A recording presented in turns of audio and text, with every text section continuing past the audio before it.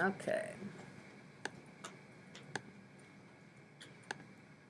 All right, no calculator, just 4 problems to try and jog your memory on how to simplify and then how to solve an equation.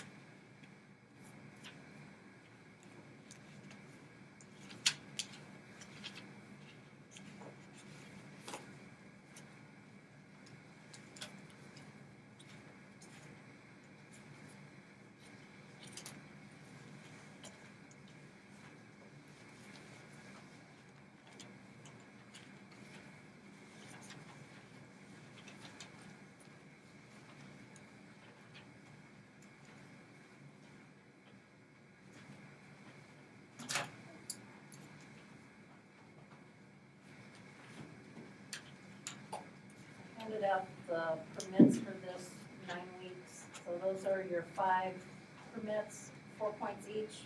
So right there's 20 points, which is like 2 free homework assignments. So use those wisely or save them for your bonus points at the end of the 9 weeks. I would suggest you put your name on at least the first one, so that if that sheet gets left in here, I would know whose it is.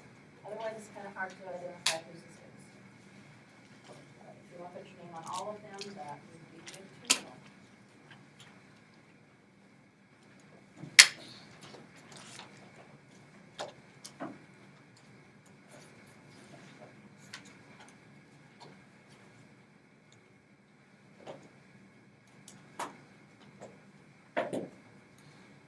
I think when you're done with those 4 problems, why don't you come up and get a geometry book? They're the green books for our class. The green ones.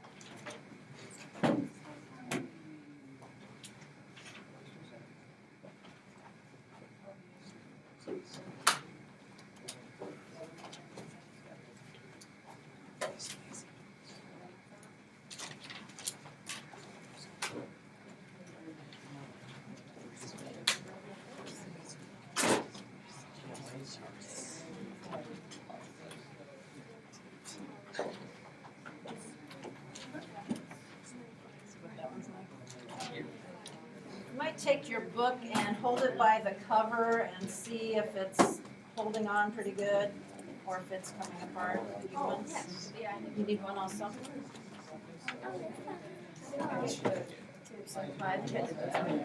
know, I just didn't know, whatever. Do we need to switch any books out? Yes, we need to? It looks decent with the pages. Only the first page is falling out the Got a few more back in here, let's see if those are any better. If they're not good, just put them here. I'll try and find another one. Those any better? Anyone else need to switch out a book? No? Okay, all right.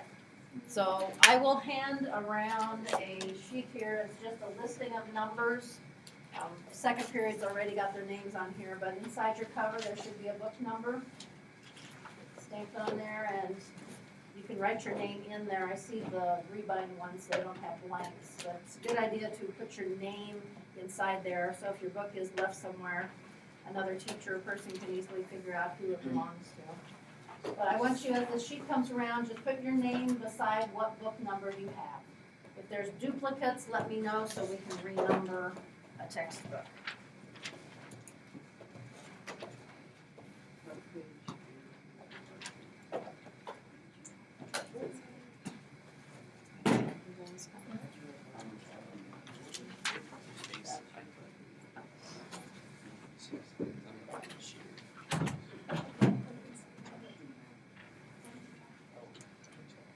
Yes. Doesn't have a number, let's see if we can figure out a number to give it.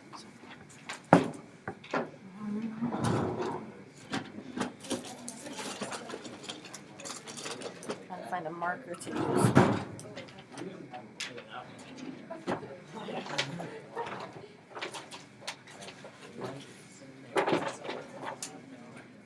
Okay. Yeah, it's kind of.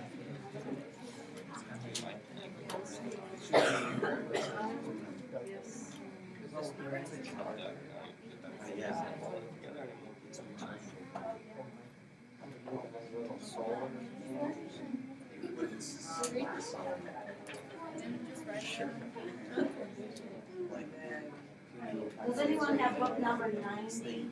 90?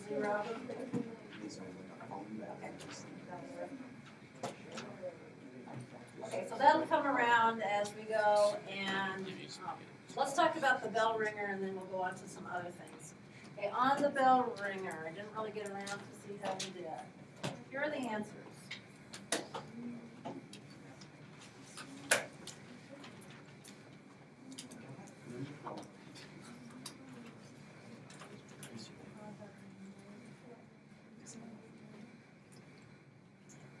All right, some to talk about.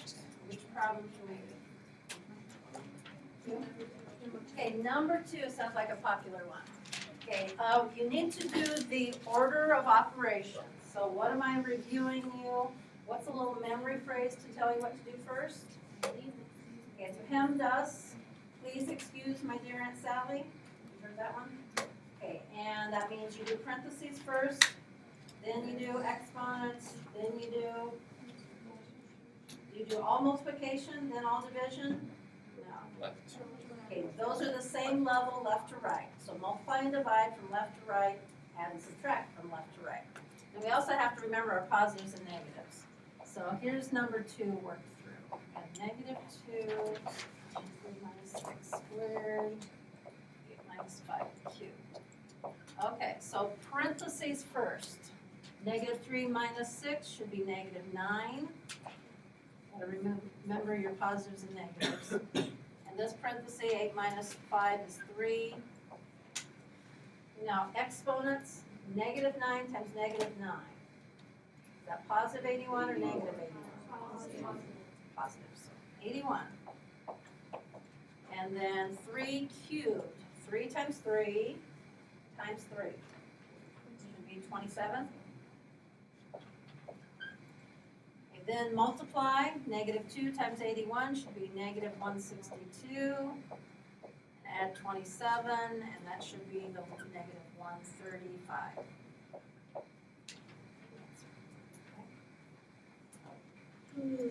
Another one to go through. 3. Okay, 3 and 4 are the solving type, so we want to get it to tell us what y is equal to. When you look at equations to solve, what you need to look at is how many variable terms are there, how many terms are there without variables. Is there only one kind of variable? Are there x's and y's? So those are the types of things you need to look at. So as you look at number 3, how many terms have variables? Okay, there are 2 terms that have variables. Now, are they on the same side of the equation or different sides? Same side. They're both on the same side of the equals. So you just want to combine them. When they're on the same side, you do what it says. If you want to cancel out and get things to move, that's where you're doing some opposite stuff. Okay, so do what it says. Negative 9x plus 4x should be negative 5x plus 7 equals 87. Now I want to get these plain numbers together, but they're on different sides of the equal sign. So here's where I do the opposite to cancel it out one place and force it to the other side. So I'm probably going to move the 7, not the 87. So subtract 7 from each side, which will cancel it out on that side. And make 80 this side. Then divide by negative 5. What's a positive divided by a negative? Negative. So that should be negative 16, I think. We need to go over number 1 or 4. How many got 4 out of 4 on that? A couple that got it right? About 3 out of 4. More people on that. Okay. All right, we'll keep refreshing your memory. Usually in the first chapter, I will give you a sheet, probably tomorrow, to have you go through and do some reviewing of especially solving equations. Because we need to remember how to do that as we get into our class. All right, so there's your bell ringer for today. Before we get to the actual lesson, we need to do a few things. You had a short assignment, and that was to get your green sheet signed. Get the homework done. Should have a student signature and a parent or guardian signature on there. If you have both, you can pass it forward. If you don't, you need to hang on to it and get that done. I'll have to have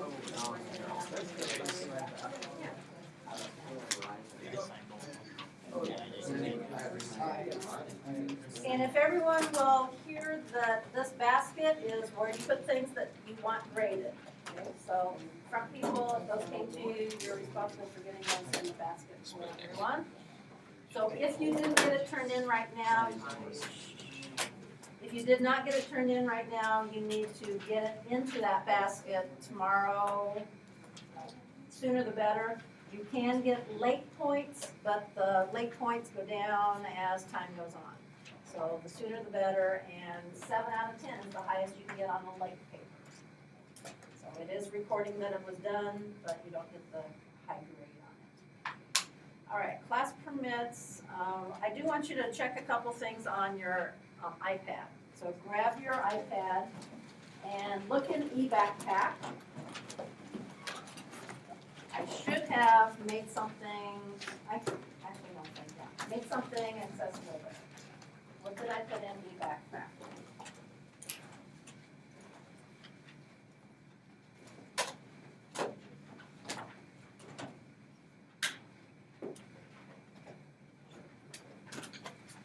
Chapter 1, objectives, correct. So what are we going to be covering today? Today is lesson 1-1. What are our objectives for today? Who can read off one of them for me? Okay. Everybody's book number signed up? Got all the way around? You need to sign? I actually never got Oh, you didn't get a book? Okay. Grab one more.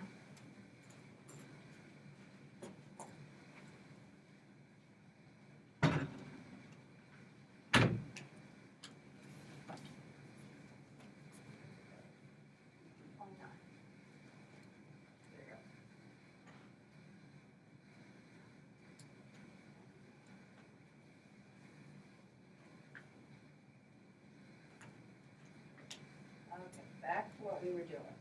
And what's one of the objectives for today? What's one of them? Okay, identify, name, and draw points. And what else? Lines and segments and rays and planes. So there's a lot of beginning things that we need to do. Another objective that's on there, Nora? My Wi-Fi went out, sorry. They put a new point, a connection point, is it not? I think sometimes I have to reset my iPad to get it to register, but I think every classroom now has its own connection point, so we really shouldn't have a lot of issues, so let me know if it is. So it was not acting right. Okay, give me another objective, Daniel. Apply basic Postulates probably is what that word, yeah, postulates. about points, lines, and points. They probably haven't seen that word before, postulate. Huh? So we need to talk about what that is and what those postulates are, okay? Another objective for today, or is that all we're gonna do? Vanessa? Identify and sketch the intersection of lines and planes. Okay, intersect. What do you think intersect means? Okay. Right, we're gonna talk about some things crossing. Is there another objective, or is that enough? There's one more. One more? What is it, Chris? Using proper symbolism indicating geometric figures. So the symbols that we use as we write things down and communicate, that has a specific meaning. And so you gotta use the correct symbols that I use, so that we can communicate correctly. Is that all the ones for today? Section 1.1? Okay. So the objectives are there. That's for something for you to look at. When it says that our quiz on Monday is over sections 1.1, 1.2, 1.3, you can look through those objectives as one place to refresh your memory on what we did. Of course, your book, of course, your text, or your notebook, your notes that you're taking, different places that you can look. So there's the objectives. I'm not gonna give those in paper form. Let's see, the other thing, did I mention in this class period, dragonometry.net? No? Okay, so you can go to this site, Dragonometry. I think it's a school whose mascot is dragons. Dragonometry, is how we spelled it? .net. That school evidently uses the same textbook that we do, and what someone there has done is put every page in electronic form. So if you get to that site, dragonometry.net, on the right-hand side, I think it is, you'll find maybe textbook pages. See the one that says Holt Geometry? That's our textbook. Now, the bad thing about that is unless you know what page or about what page, you don't know where to go to. But maybe bring up page 20. Let's see. Page 20 should match with page 20 in your actual textbook that's in front of you in paper form.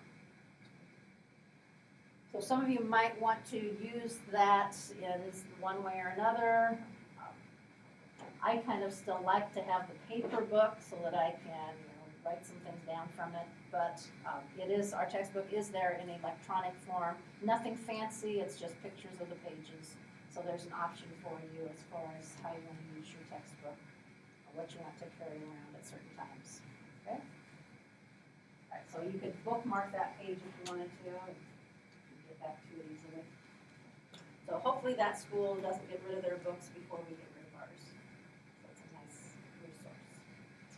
All right, I think that's all we needed to check on the iPads. So you can get those again, stickers up or put away. You could even put them underneath your desk. That way you have room to work and take notes. We're going to start lesson 111 today. Got a note packet to give to you. Are we ever going to take notes and not have a note packet? In regular geometry, I have supplied note packets. Can you take additional notes in addition to this? Sure. What if you want to have it on your iPad? Actually, I had some try taking notes that way, and it just was not working very well, because you can't draw very well on those. If that's really something that you think that you would rather do. I suppose it works better for Try other it. classes. Yeah, and I guess at times, once in a while, I might let you use your notes, but I don't want you to use your iPad for the test. So that would cause a problem. You need one more? All right, got 2 extras, we have everybody to take care of. I guess we had 1 absent. So we need one for Cleveland. Okay, so I'll light that up. Right, so as you look through that packet, yes, it's pretty thick. What I found was last 9 weeks, after a while, I started just copying it on the front side instead of copying front and back. And the students in class said that they liked that better because there was more room than if they needed more examples. They could put the other notes on the back side. And when they were looking for something, you just had to look at one side of the paper. So we're using a little bit extra paper, but it seemed like it organized it better for us taking notes. So add to that, you'll see how it kind of matches up with the PowerPoints that I am using. And I'm trying to, or gotta get myself going again, remember to record the lesson and post the PowerPoints on eBackpack. So if you need to, you can get back to those in the future. Okay?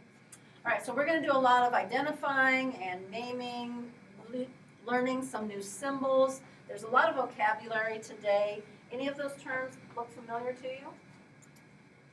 Most of them. Which ones do you think you know? Gray, segment, line, those look Point. familiar? Plain. Oh, yeah, all of them? Not all of them. Euclidean geometry? Don't know that one. All of them? Don't know what undefined term means. Okay. Is that referring to like X? Well, some of those terms up there technically are undefined terms. Because, like if I asked you to tell me what which one did you think you know? Tell me what a line is. Goes infinite in both directions. Goes infinite. Well, What is it? like, A line you can't define by saying is a line. It's a straight what? It's a straight mark, not straight thing. That's no It's a point. street. So see how it's hard to define it? So that's one of the undefined terms. We'll talk about what it is, so we get a feel for it, but technically it's not a definition. Now It's I gonna want to look describe up it. the definition of a line division. Yeah, well, we'll talk about it here in just a little bit, okay? All right, so there are some things we need to clarify probably. Okay, your notes start off with Euclidean geometry. There are different types of geometries. Okay? The one that high schools study is called Euclidean geometry. Comes from the mathematician Euclid. That's a nice picture of him. Probably not really a picture because it was back in the BC times when this geometry that we are studying originated. Okay? It's amazing to think it's that many years old and we're still, the basis of it, we're still studying that. There are other geometries. They're usually as a group called non-Euclidean geometries. They might be spherical geometry, hyperbolic geometry. Now, what's the difference between those geometries and the ones that we study? Well, the main difference is the definition of parallel lines. With your arms, show me if you understand what parallel lines are. Show me what they are. Okay. All right, as I look around, see a lot of you doing about the same touchdown kind of thing, right? Okay, they're going the same direction, okay? And a lot of you tried to keep it about level, you didn't have one going like this. Now in some geometries, some other geometries, these would be defined as parallel. Well, because their definition is just 2 lines that don't intersect are called parallel. But is this parallel in your gut? No, this isn't parallel, this is parallel. So there's a difference that we need to specify in our geometry, a little detail about what makes parallel lines so that we clarify our geometry as Euclidean and other geometries have a different definition. So on spherical geometry, which would be like on a ball, you can draw a triangle on a ball that has 3 right angles. Now, if you know anything about triangles, or if you can visualize, there's no way you, in our geometry terms, could make a triangle with 3 right angles. So there's a difference depending on what geometry you're in. Okay? So Euclidean geometry is the one that we study. some of the undefined things or the beginning ideas in that geometry, we need to clarify when we talk about points, lines, and planes, what are we talking about? And the reason these are undefined is as we start, to do a definition, you have to use words that are common language for us in order to build a definition.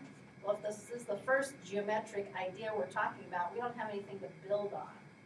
So we need to really just kind of describe these first things, and then we can make definitions based on that. So that's what an undefined term is, some of the beginning ideas that we can then build on. So a point, line, plane. Could you describe a point to me? Who can tell me what a point is? What's your understanding of a point? Let me work on some names here. Nora? It's a place marked on the line.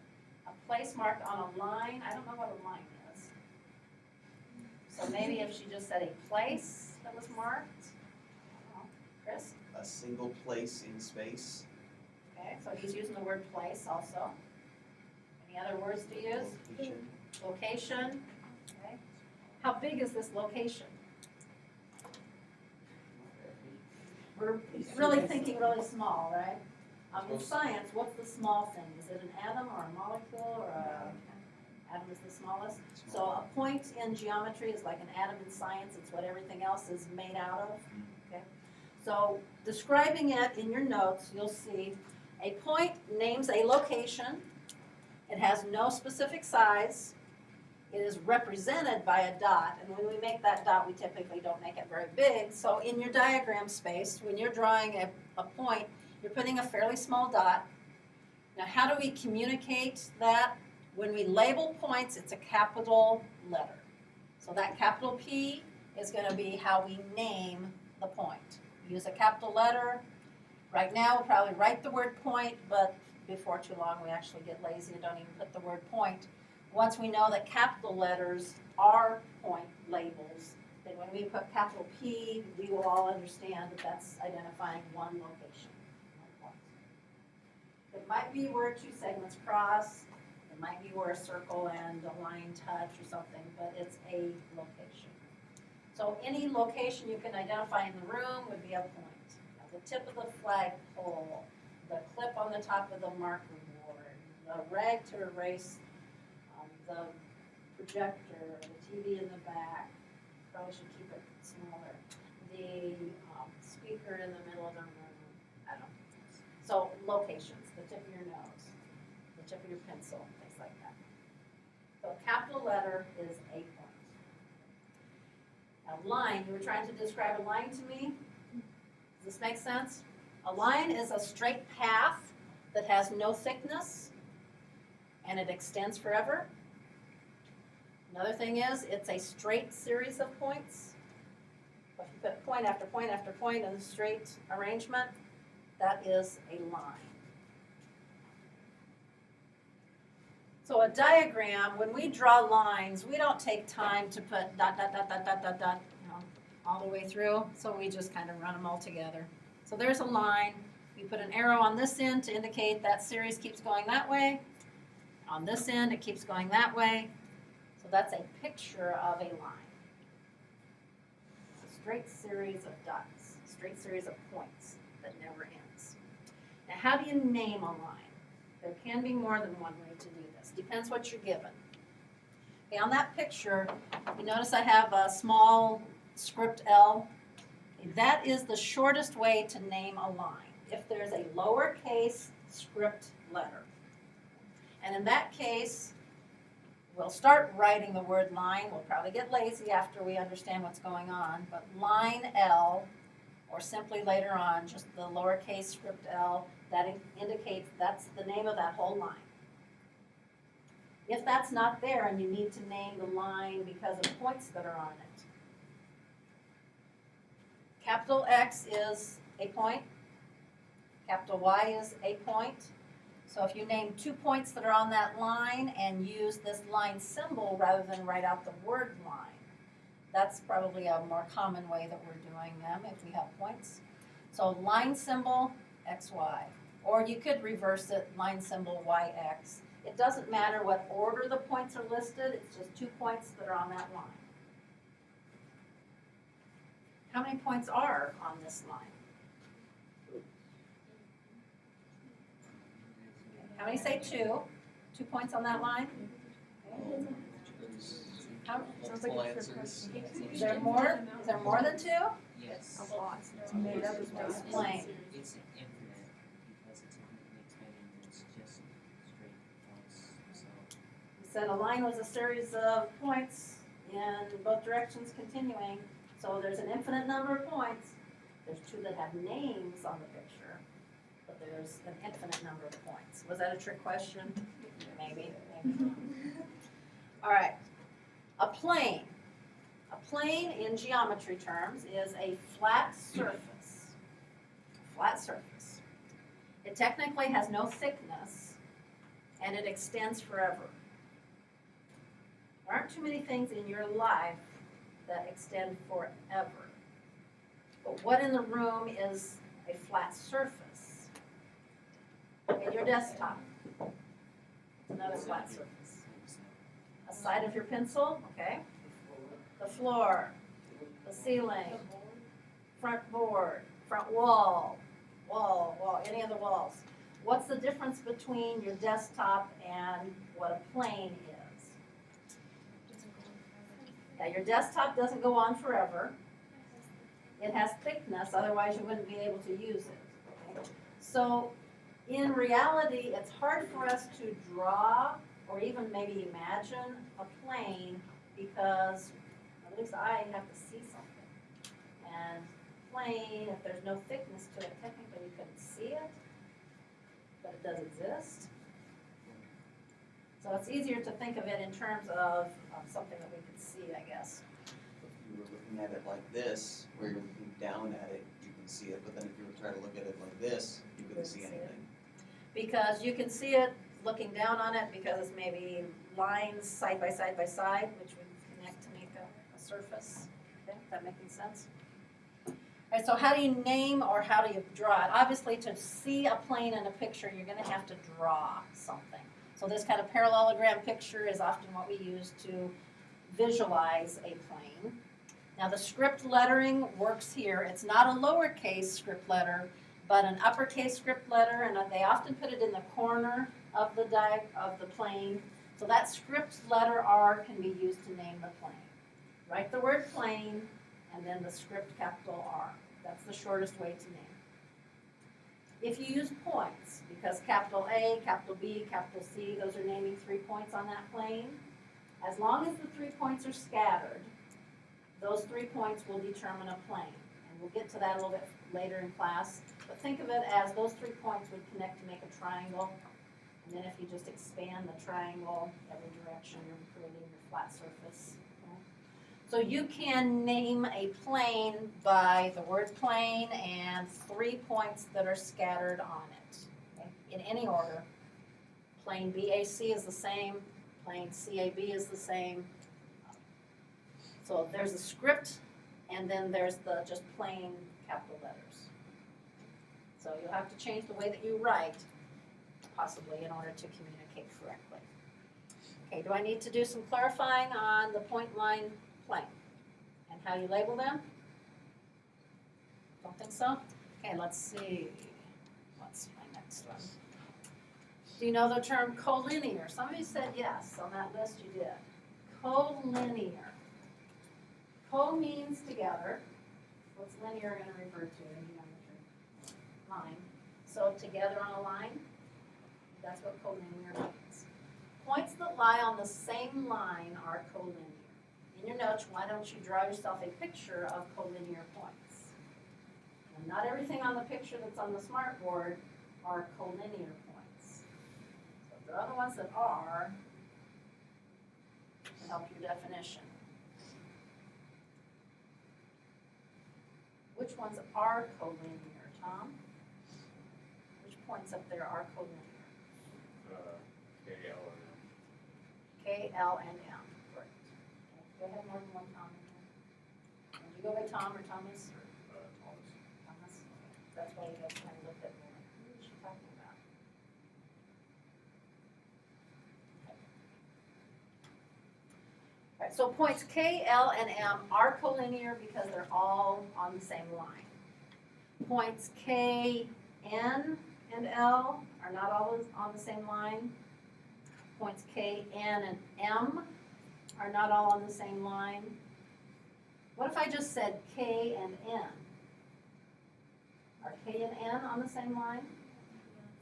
Some are saying yes, some are saying no. No, What are you saying back there? Could be if you drew the line. Can you draw a line from K to N? good. Yeah, there's a postulate that's gonna clarify that as we get a little further into this. So kind of one of those trick questions, yes. K and N are collinear. K and L are collinear. L and N are collinear. Anytime you're identifying just 2 points, they're always gonna be collinear. You have to have a third one to look at before you can decide if it is or is not. So if I do K, L, N, collinear or not? No. K, L, M, yes, they're collinear. Okay, so it's just, are they on the same line or are they not? Coplanar, together on the same plane, and a plane is a flat surface. Sometimes it's visual there, sometimes you have to imagine where it's at. So let's look at this one. Got the same picture I had a little while ago. KLM. Imagine that those are like on your desktop. And you've got a pencil there, point KLM. Are they coplanar? Yeah, they would be sitting on your desktop. Okay. How about KLN? Would those be all on your desktop? Yes. They're all on the same plane, correct? Let's see, what do I want to do? Well, let's just ask this way. Where's point P? Above. I know it's above. Because the dotted lines and the lines. Okay, the dashing in the picture tells you the three-dimensional. Okay, so grab a dowel here on a piece of cardboard. Okay, so we've got a desktop or a plane, and for that P, why is part of it dashed? Well, as I kind of show this to you, can you see the whole dowel? No, there's a section that you can't see, right? I can see it back here, but you can't see it from the angle I'm showing you. So that exists, but you can't see it clearly, so that part is dashed. So that's what the dashing is. It's there, but you can't see it because it's hidden behind the other plane. So that would help you get the three-dimensional look. What if I had P completely solid? That would mean you can see the whole thing. So wouldn't that have to be in the plane? Not going through it, but in it, okay? So you might say this way or this way, either one. I suppose on this one you might think you should dash it. But anyway, if it's solid, it is all visible. If it has a certain section dashed, it's going to give you the three-dimensional. So you need to watch where you're putting the dashing to help your mind interpret it. What if you had it like this, where it didn't go under, but it did go up? Is it a line? Why? Well, does it have to be a line? Well, if it's a line, technically it keeps going down. What if it's like a ray? Yeah, once we get to segments and ray, if it's a segment, yes, you could just go from there up. There's no dashing because it doesn't go below. It's no longer. Okay. But we'll get to the segments and the rays. But if it's a line, it would have to keep going forever. So P is not coplanar with points K, L, and M, or and N. I need to be careful which ones I'm saying here. Because actually, K, L, M, and P are coplanar. They're not in the plane that's there. They would be in a plane, since I mentioned that, I better show you. They would be in a plane that would be like this. Because I could line up this bottom edge with KLN and then slant it correctly so that I would hit point P going up. And this would be the plane that they are coplanar with, not the original one that I had. Is that making sense? So that's when it gets a little bit harder to see. And we will have some of those postulates later on in class today that we'll have to look at that plane idea some more. So we'll come back to that. Okay, so the dashing is gonna help us interpret things. Okay, you have a marker board underneath your desk, or at least you should. Some maybe need to click on it because you haven't had a full room. Okay, if you're missing one, come up here and.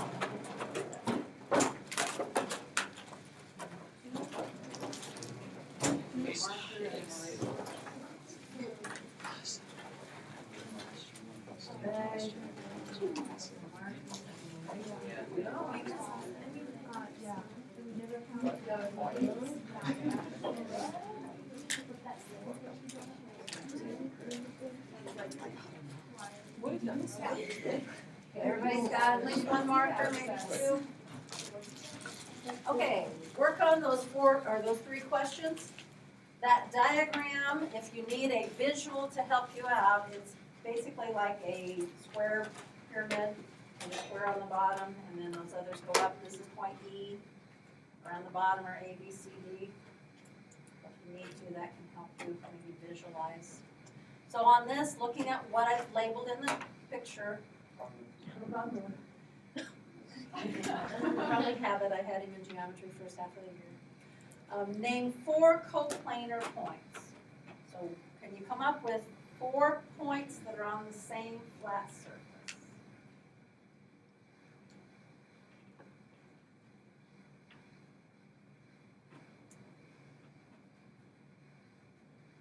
Then can you name 3 lines? Look at your notes if you need to, what symbols and how you label them.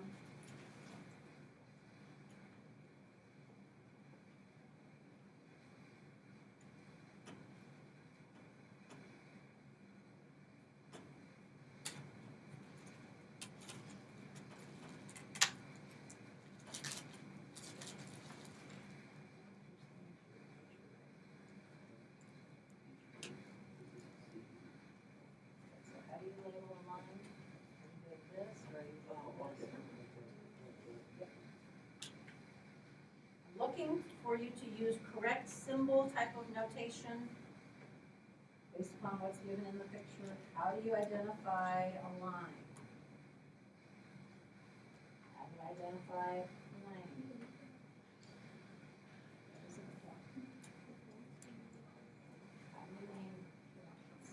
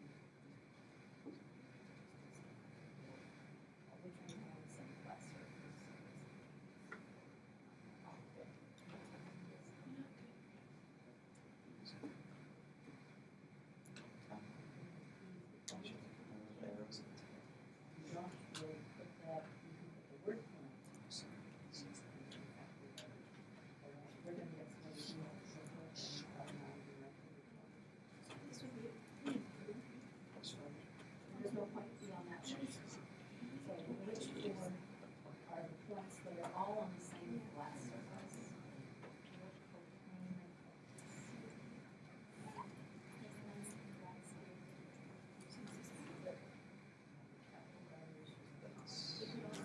Suppose.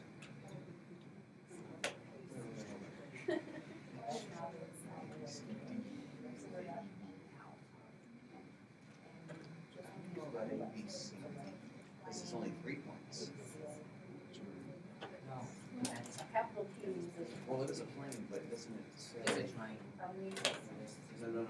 Can be It says 3 points on a plane. Not 4. She has 4. So you can't have 3 points. Oh. I mean, 4. I just put 2 of the sides of the triangle here. Well, Because So I you was, can't have 4 points. I would So call which one are you talking In a about? plane. The Yeah. plane? Okay, you just, 3 points will designate the plane. Okay. If there's a 4th one, you just don't need to. I got it. A, D, isn't it? yeah. because that's still a plane, I just don't say it. Okay, trying to make sure that you have the symbols correct. Now, on number one, 4 coplanar points. Could you find 4 points that are all on the same flat surface? Yes, they were the bottom ones, right? So A, B, C, D, all capital letters indicates those are your 4 points, all on the same flat surface. 3 lines. Lines go on forever. So from A to B, is that a line? No, that doesn't go on. So that's not a line.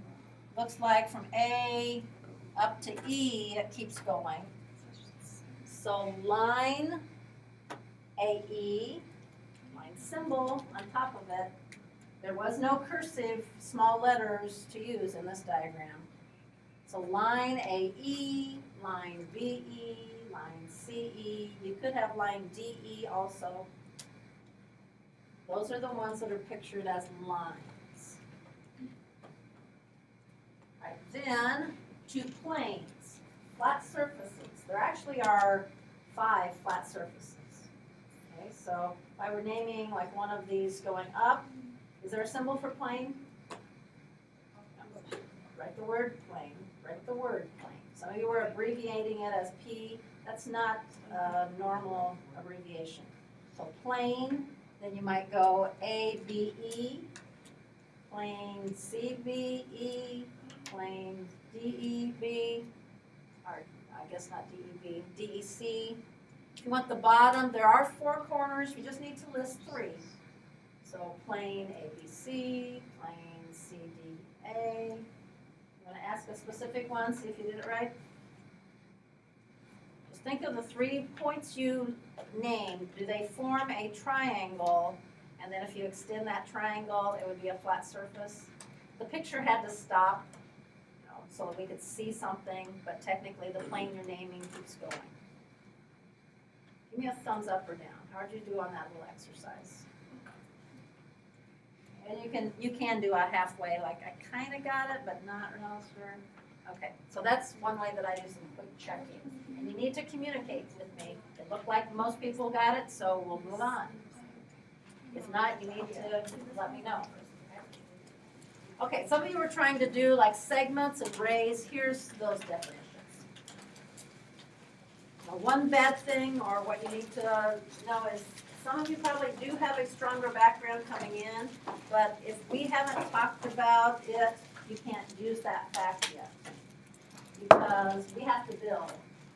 So you can't jump ahead unless you can fill in all the in-betweens.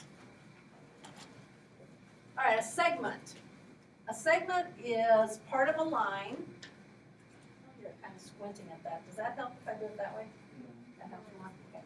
A segment or line segment is part of a line. It consists of 2 points and all the points between them. So a segment is a section of a line. It has 2 ends to it.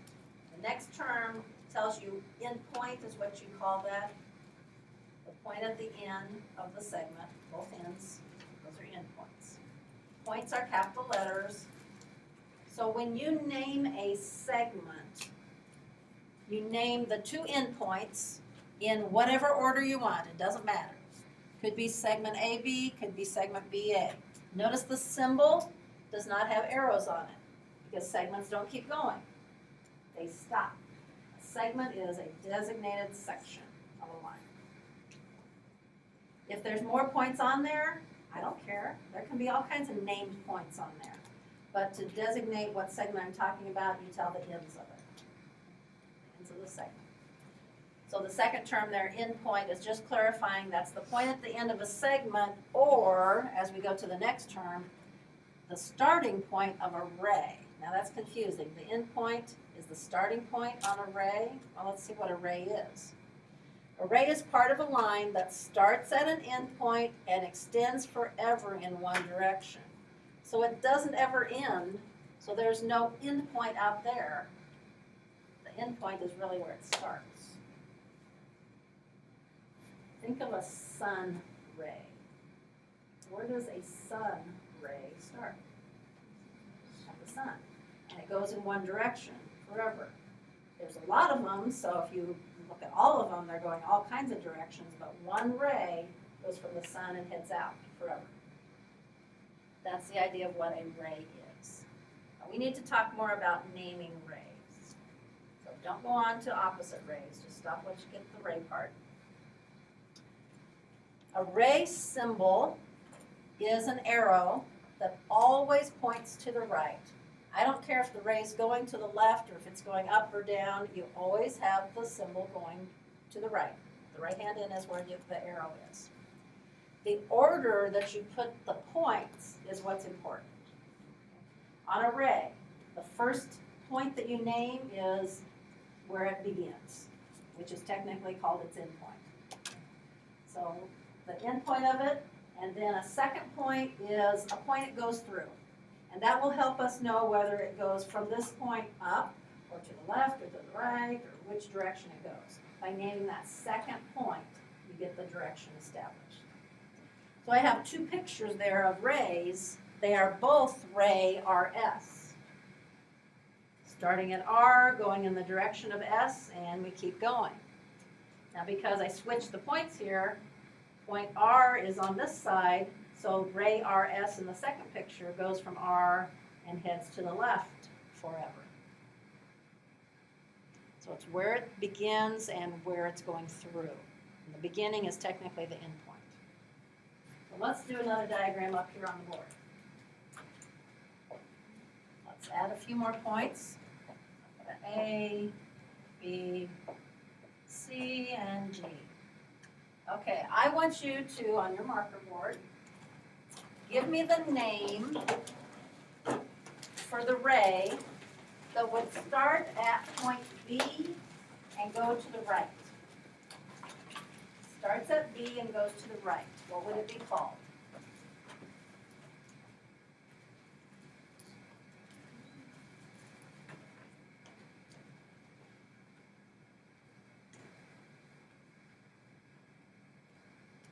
What would its name be? I see some of you are kind of drawing a big old picture. That's not exactly what I'm asking. I'm just asking you to name. Okay, here's your ray symbol. Which letter would come first? B. That's where I wanted it to start. So B, and I said go to the right. So do you have to put B, C, D? No. B, C would be good enough. Or B, D. One of those names is correct. It's naming the same ray. They both start at B, and they head off that direction. One of them goes through C and keeps going. The other one goes through D and keeps going. They're going on the same path. Two names for the same ray. B to the right. Okay, how about B to the left? The ray that is B to the left. What would its name be? And I'll ask you to show me this one. And it usually works if I kind of wait a little bit and then ask you all to show it one time. Otherwise, I'm looking back and forth trying to figure out who gave me what. B and to the left. Your A is not the right kind of A. Might be the way you're used to writing them, but it's not communicating correctly. Okay, show me what you have. Symbol's the wrong way. Symbol's the wrong way. Okay, good. Symbol's the wrong way. Symbol's wrong. The symbol should always be pointing to the right. Some of you have it going to the left. I'm sorry I don't have everybody's name right off. Yeah, Gracie was backwards. Danielle, maybe? Danielle, was yours backwards or Shelly? Some of them were going the wrong way. The symbol is this, so it should have been Ray B-A. You don't turn the symbol around because it's going to the right, because then if it goes up, you'd have to have it pointed up. So it's just the order. This would be B to the left, this would be B to the right. Because it's right to us, we're going to hear about, what? Oh, no. No. It's not. No. Never mind. Nope, it's not. Nice thought, but not quite. All right, let's go with C to the left. Still up here. Ray C to the left.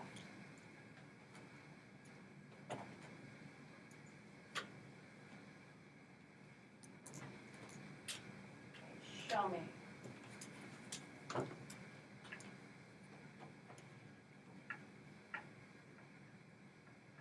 Good. Okay, everybody's got the symbol correct, so it's either ray CA or ray CB. Correct. All right, and the last term then is opposite rays.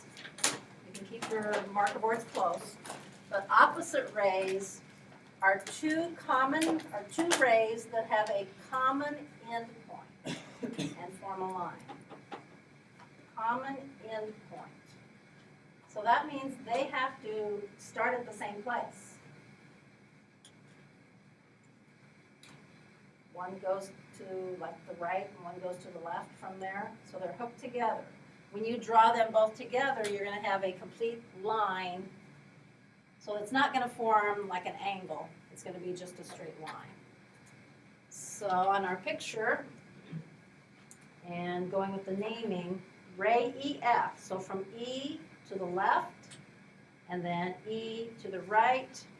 Those are opposite rays. They start at the same place. They go in completely opposite directions. So let's see, let me add a few more points to my lineup here. Give you a few more options.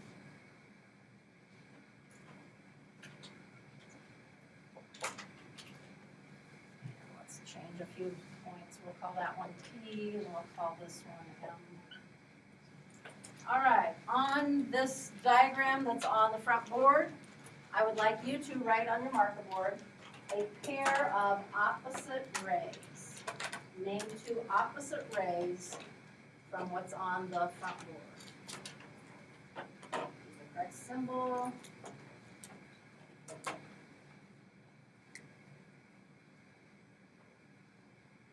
I'm going to figure out how to pair you up with someone and check.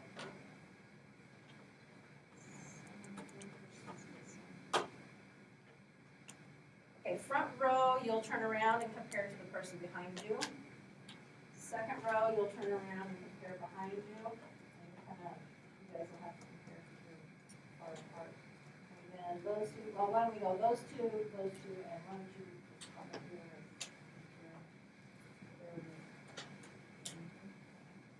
Okay, so do you understand who I paired you with? Okay, compare with that person, discuss if they have opposite rays for it. I think you're just making, yeah, you don't. Okay? Hey, we got the same thing. Oh, we're both right. Okay, a lot of you started with P, it looks like. So ray PD, ray PB. Can you come up with another pair that don't start at P? DP. DP. Okay, so DP and DE. Okay, any others? BM. BM, bad one. BP, yes. Okay, can you go from M both ways? You know, you kind of have trouble naming the one on the left. Okay, you got opposite rays figured out? Okay, that's what opposite rays are.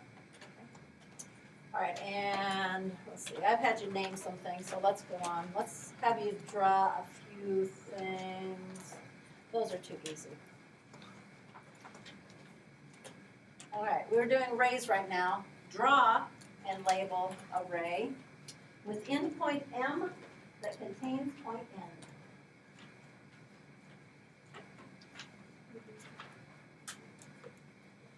Sure, whiteboards, yeah.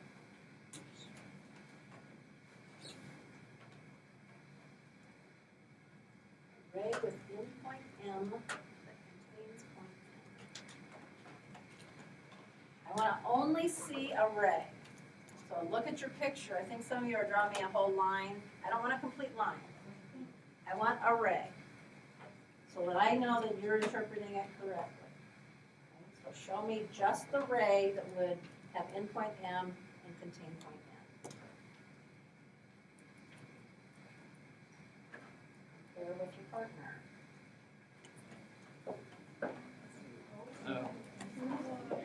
Well, yeah, no, this. So not a line or? I don't want a whole line, but you can put, here's point M, here's point N. Oh, yeah, I did that, yeah, okay. M, N, yep. Any that you're not sure whether they were right or not?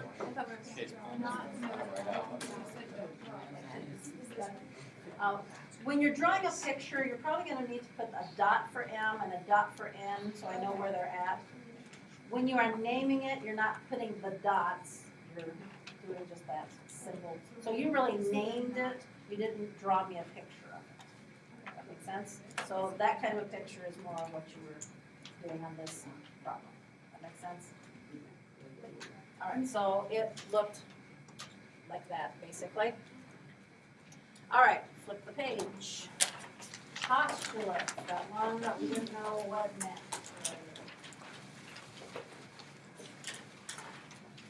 Postulate, also called axiom. So some textbooks or places you might see it called an axiom. This is a statement that is accepted as true without proof. Now, a lot of things in geometry will need to be proven or could be proven. But again, we have to start somewhere. Okay? And we're starting with these postulates that really are from Euclid, which is in the BC times. So he's describing relationships in geometry. So then we can build on it. Okay? So these are some of the beginning relationship ideas. A few of them we've talked about. And the numbering here is just significant for our book. Chapter 1, Section 1, first postulate. Chapter 1, Section 1, second postulate. So if you are memorizing by numbers, that's only specific for our textbook, but it does help us check some things rather than having to write it all out if you're using the numbering. So get familiar with them. What I do more with these on like a test or quiz is leave a blank or two out. Like I might say, through any 2 points, there is exactly blank lines. Or there's exactly one blank. So I'll leave out an important word for you to fill in. Well, let's see what these are talking about. Through any 2 points, there's exactly one line. We talked about that earlier today. Said if there were 2 points, I think it was on that collinear diagram.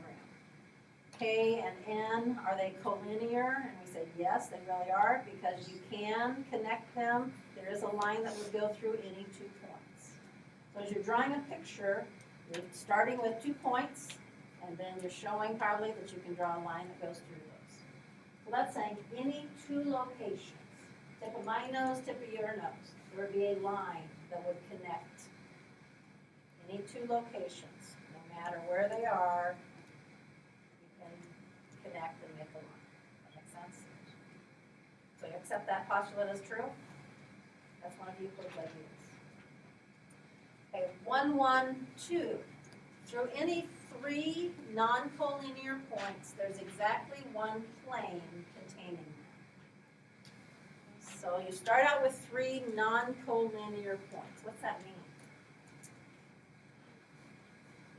Non-collinear, let's see, right. Not on the same line. Okay, so not on the same line, right. So 3 points that are not in one line. So 3 scattered points. It says that there is exactly one plane that contains them. So there's always a flat surface that would contain those 3 points, and there's only one.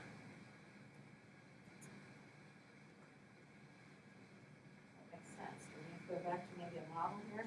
If I pick 3 points here, there's a flat surface that contains them, and there's only one. I can't make another flat surface that's different and go through those same points.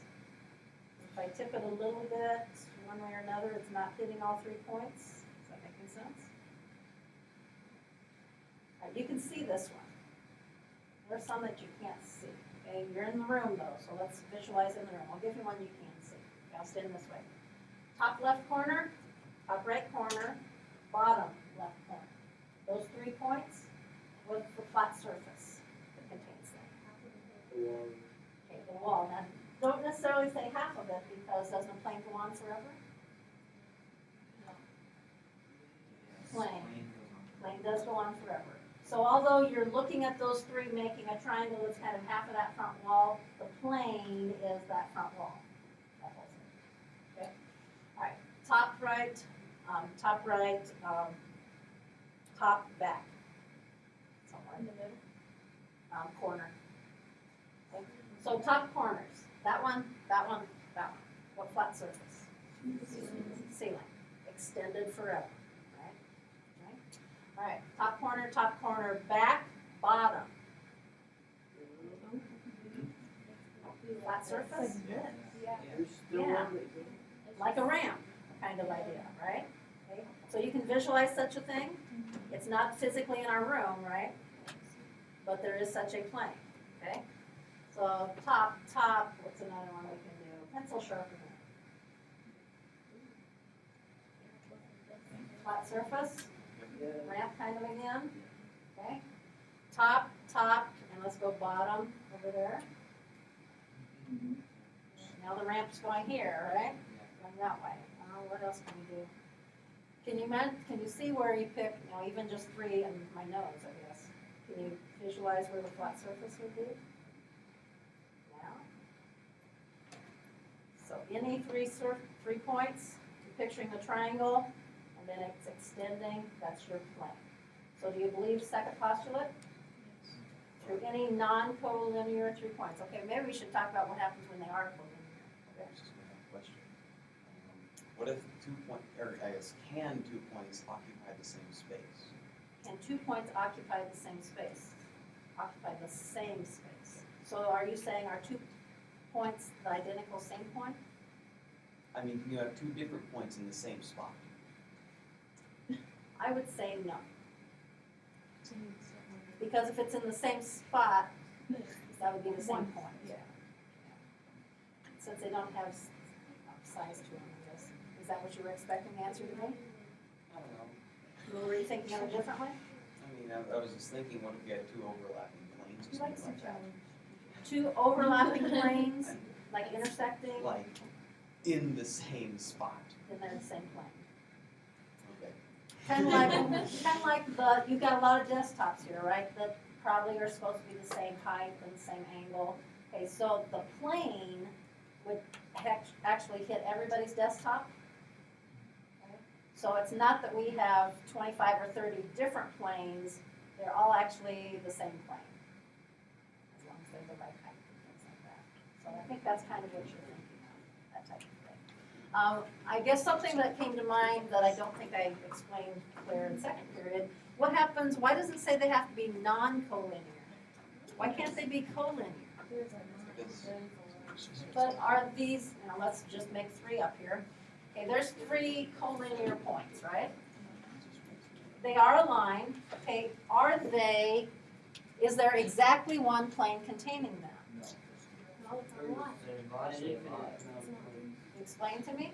Well, plane can go like this, it could be like 360 degrees. Okay, so this plane they're in, this plane they're in, this plane they're in, this plane they're in. So it's not that they aren't coplanar, but they're not in exactly one plane. If they were collinear, they're going to be in multiple planes. Okay, so that's the problem with the non-collinear, or with the collinear ones. Okay, so I think we've discussed that one. How about 113? If 2 points lie in a plane, then the line containing those points lies in the plane.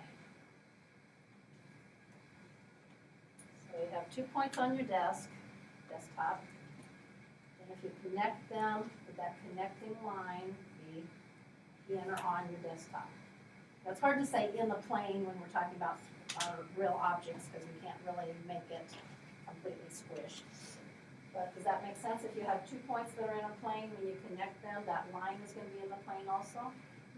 All the points that would be in between them? Is that one making sense? Yeah, Anything to add to that one? not quite yet. Not yet. He's thinking. All right, so I don't know if I need to expand on that one really. Now there are some problems like this, that they're going to have you tell what postulate is trying to go here. Okay, so from the diagram, first we're supposed to name a line that passes through 2 coplanar points. So in the picture, do you see 2 coplanar points? See the plane, see 2 points in the plane. You're supposed to name the line that is there. So what are we looking for you to do?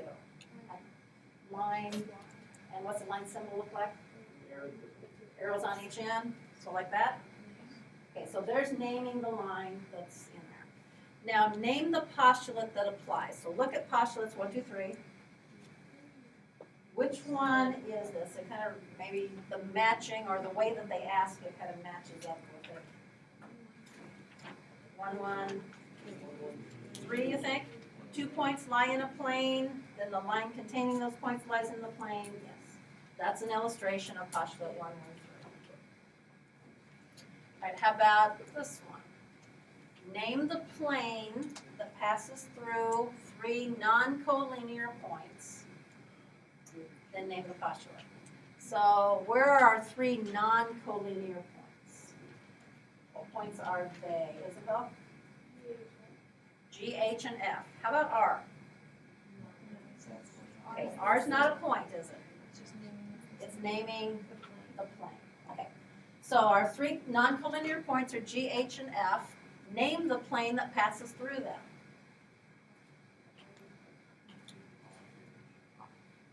You can name it in more than one way. Plane GHF could work. Plane R would be a shorter way. Correct. Okay, so there's a couple possibilities. What postulate applies here? 112, you think? Correct. Because we've got the plane and the non-collinear points. All right, there's 2 more postulates that deal with intersections. I put these definitions at the bottom of your notes there. When 2 geometric figures intersect, they have at least 1 point in common. I think earlier in class I mentioned 2 roads. You know what an intersection is when roads come together? Okay. Do they have common points? Yeah, a car going on this road and a car going on this road, they could collide because that's a common location for them. Okay, so intersect. Intersection is what they have in common. Now these 2 roads have, I guess if they're small enough picture, we're talking about 1 point in common. 2 lines will intersect at 1 point. If we had 2 circles, how many points could they intersect? Maybe 2? Maybe 1? They just touch, that's called tangent. So if they're just touching, they do intersect, but at 1 point. If they intersect at 2, they're overlapping more. Right? Okay? If they're like this, they don't intersect. Okay? So there's different ways that things can intersect. So these last 2 postulates talk about things intersecting. We kind of discussed 114 just a second ago. And you need to draw a picture. If 2 lines intersect, draw yourself 2 lines intersecting. Some lines, arrows on them.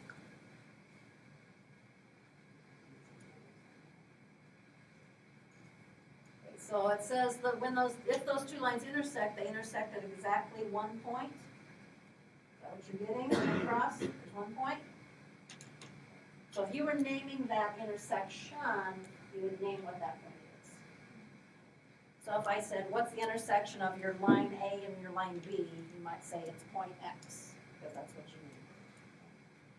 Right, so something like that's your picture. The next one's a little harder to draw.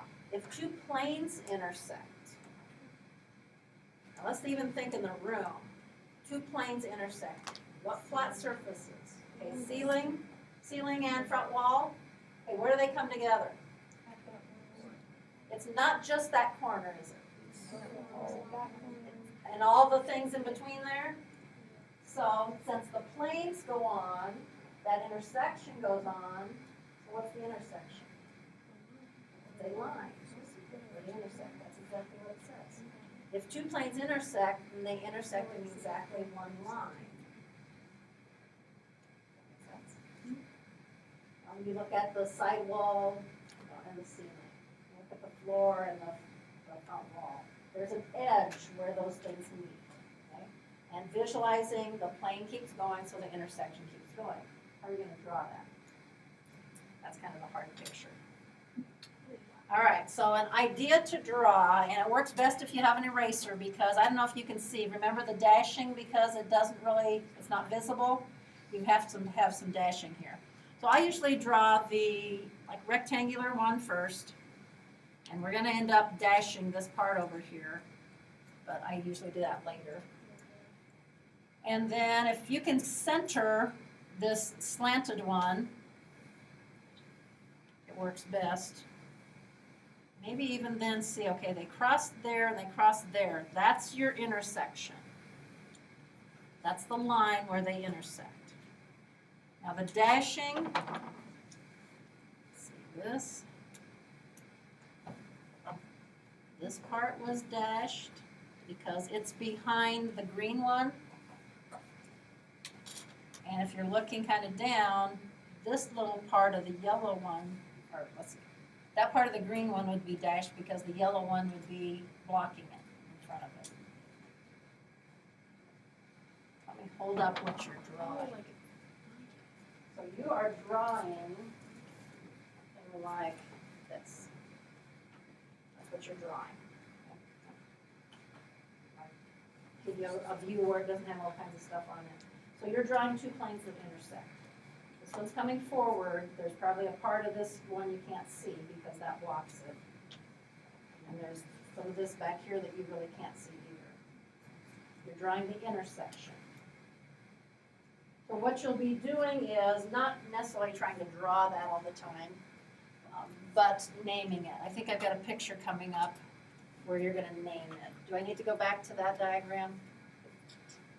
If you need to, a good thing to do is trace out of the textbook that picture. That's where the iPad version is here. Yes. So if you have a plane like this, and then a plane like this, and they have no thickness, and they intersect, but they only intersect at one point.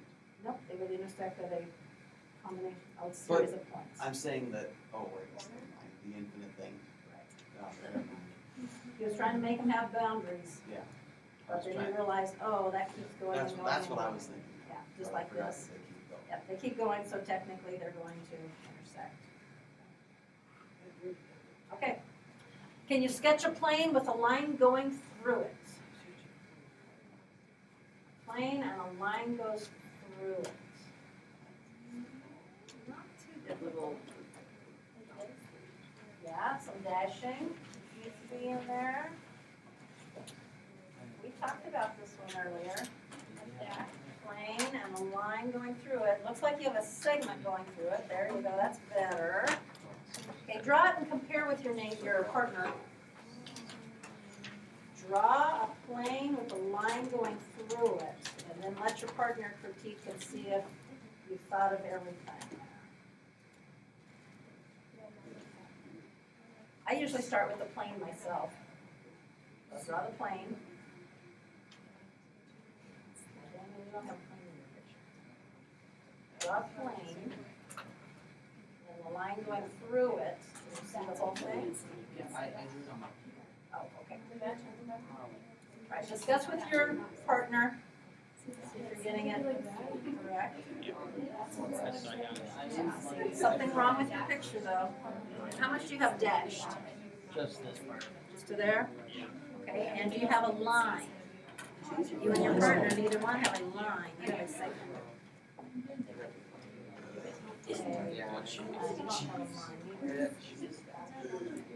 Okay, you don't have a line either. This is Frank Speak Cookie. You gotta have lines. So you gotta have the arrows on that. Part of it is dashed, part of it's not. What if you can't see the bottom? So did your dashing just stop like there or something? Okay, I wouldn't have a problem with that if you just gotta stop back here and put the arrow. That would be okay. But if you didn't have any dashing, I would have problems with that. Would it be a dashed arrow? I guess, I don't know. Never thought about that. Okay, how about a figure that shows a line that lies in a plane? So now I want the line to look like it's in the plane.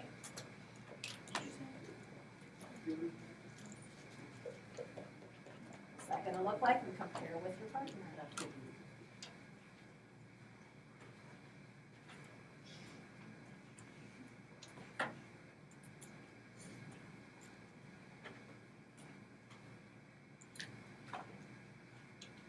Draw a picture of this kind of thing. So is there any dashing? No, I don't think I put any dashing. If you are putting dashing, you're probably indicating it's behind here, and if it's behind, it's at a different height, so you're probably like really drawing them separate. If you have dashing, and you should have it solid. What you got there is fine. Yep. And since it's a line, if you draw it beyond, or if you stop it earlier and put the arrows, it really doesn't matter. It's the same thing. Because that plane is not stopping right there either. All right, sketch a figure that shows two lines that intersect at one point in a plane, but only one of the lines lies in the plane.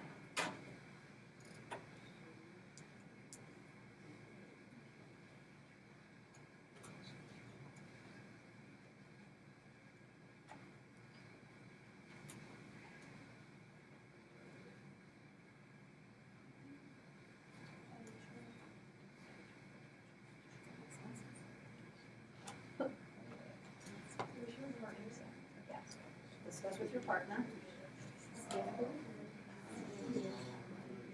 Oh, wait, I'm sorry. Something's like behind. You guys are talking next time. So it's behind, so that means it's not in it. Okay, that makes sense. Okay, I just not,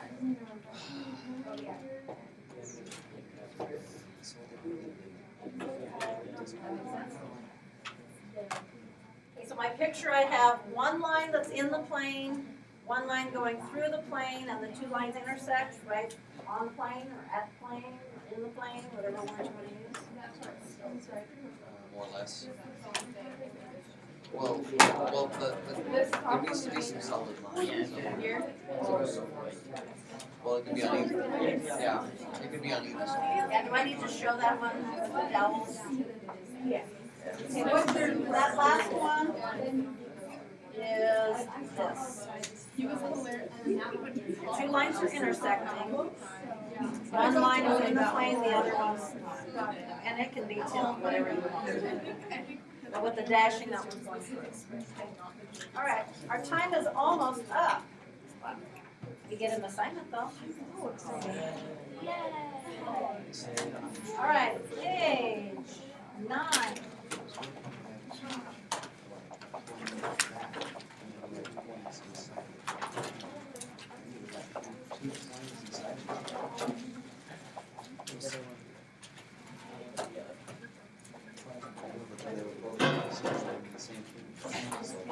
Okay, I think I have a lot of freshmen here, don't I?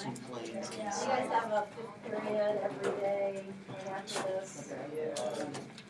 Okay, page 9, now I think the first one talks about name 3 collinear points from your classroom.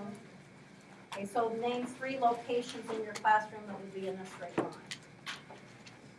I think that's what number 1 is. Come up with 3 locations in the room that are in a straight line. What about the flagpole? I need 3 locations. It's just to the corner. The tip, okay, 3 stars on the flag, okay, that are in a row, I guess, the 3 bottom stars. Maybe the 3 clips at the top of the board, maybe 3 markers, so you're coming up with things in your room.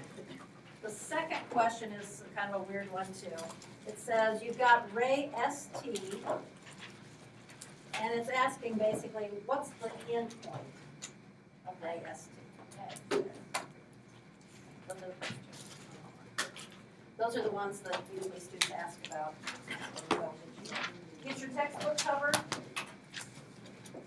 and we're off and running.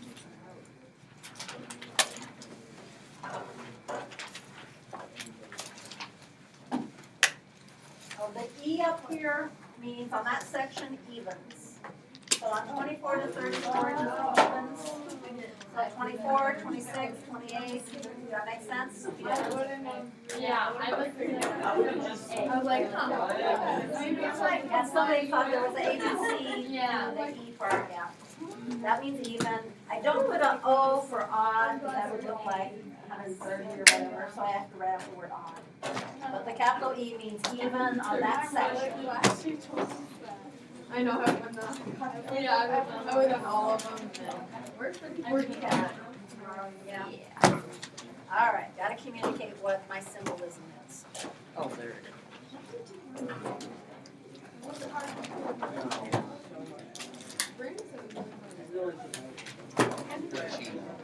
Right. I wasn't.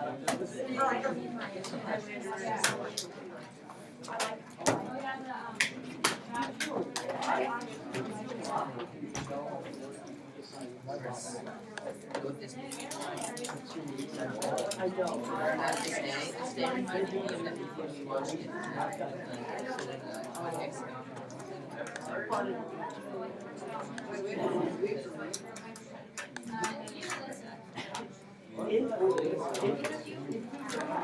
This would be considered a plane.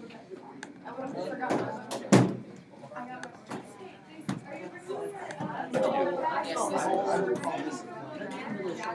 this a plane. This exists, the top of this exists on a planet. And when you do it, this is also existing.